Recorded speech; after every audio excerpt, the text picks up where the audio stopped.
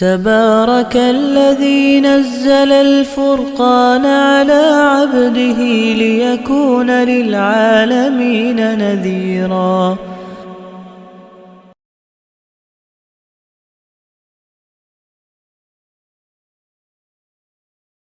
جی السلام علیکم ورحمۃ اللہ.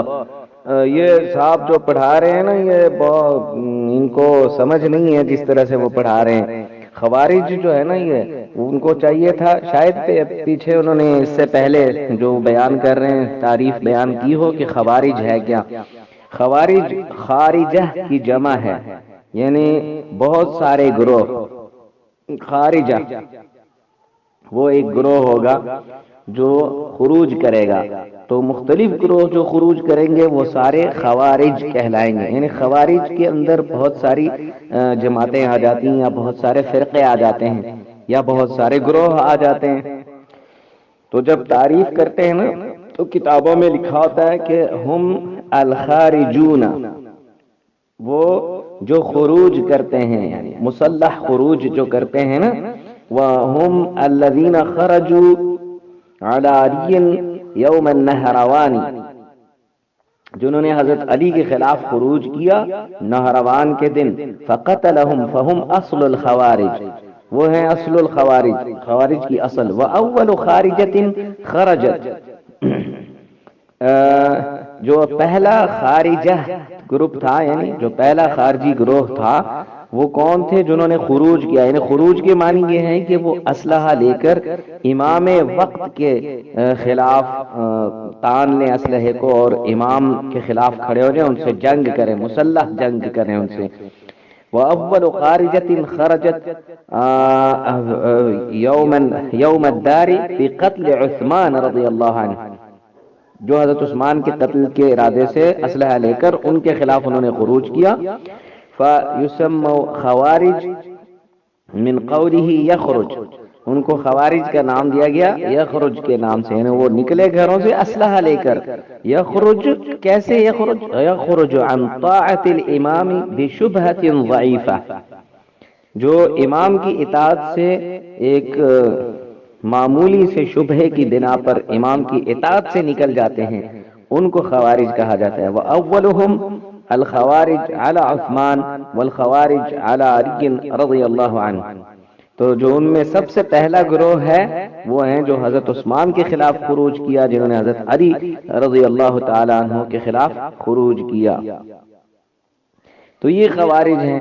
اور تو یہ خوارج کا مطلب یہی ہوا کہ الخوارج جمع خارجہ، یعنی لفظ خوارج جو ہے وہ خارجہ کی جمع ہے، یعنی ای طائفۃ خرجوا عن الدین القویم، وہ ایک گروہ جو دین سے نکل جاتے ہیں. کیسے نکل جاتے ہیں؟ کہ وہ خروج کرتے ہیں، وہ گھروں سے نکلتے ہیں امام وقت کے خلاف، اور اس کی اطاعت سے بھی نکل جاتے ہیں بشبہۃ ضعیفہ، چھوٹے سے مسئلے کو اٹھا کر اس کے یعنی بات کا بتنگڑ بنا لیتے ہیں. وہم مبتدعون، یہ بدعتی ہوتے ہیں.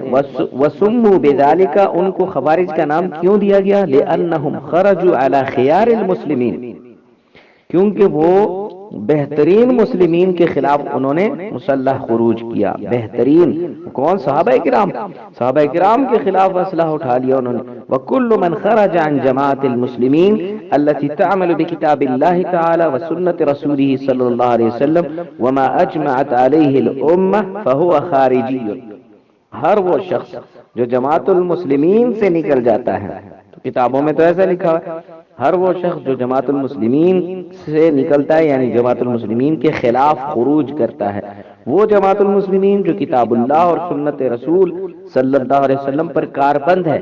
وما اجمعت علیہ الامہ، اور جس پر امت کا اجماع ثابت ہے، اس کے خلاف وہ مسلح خروج کرتا ہے. فہو خارجی، تو وہ خارجی ہے.